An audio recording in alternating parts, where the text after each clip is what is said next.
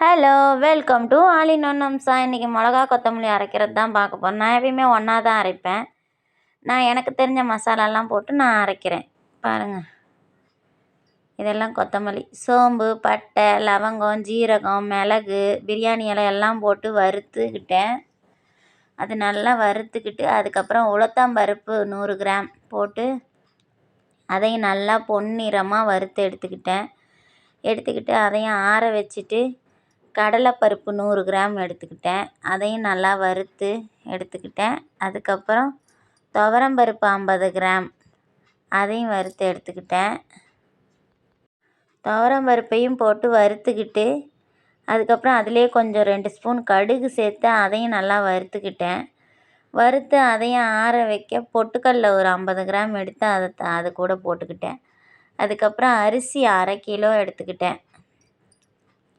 1/2 kilo அரிசி புழுங்கரிசி எடுத்து அதையும் நல்லா வறுத்துட்டு கருவேப்பிலை, பச்சை கருவேப்பிலை அதையும் நல்லா வாணலியில் போட்டுட்டு நல்லா வறுத்து பொடிச்சு எடுத்துக்கிட்டேன்.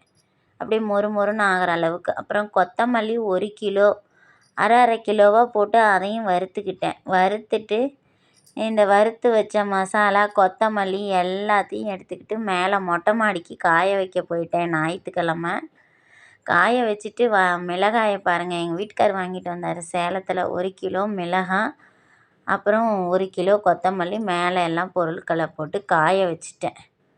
நல்லா காஞ்சதுக்கப்புறம் இதை ஒரு கப்பில் எடுத்து கொட்டிக்கிட்டேன். மிளகா நல்லா கையில் உடைச்சா உடையுதான்னு எடுத்து நல்லா பார்த்துக்கிட்டேன்.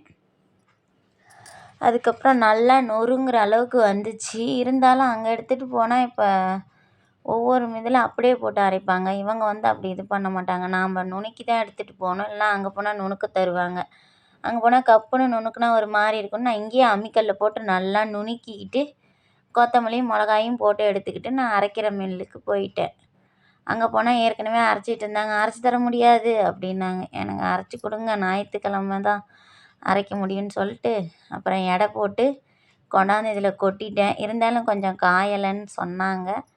பரவாயில்ல, நீங்கள் அரைச்சி கொடுங்க அப்படின்னு சொன்னேன். அப்புறமேட்டு அரைச்சாங்க இந்த அம்மா. 1 கிலோவுக்கு 38 ரூபா வாங்குகிறாங்க. 3 கிலோ வந்துச்சு எனது.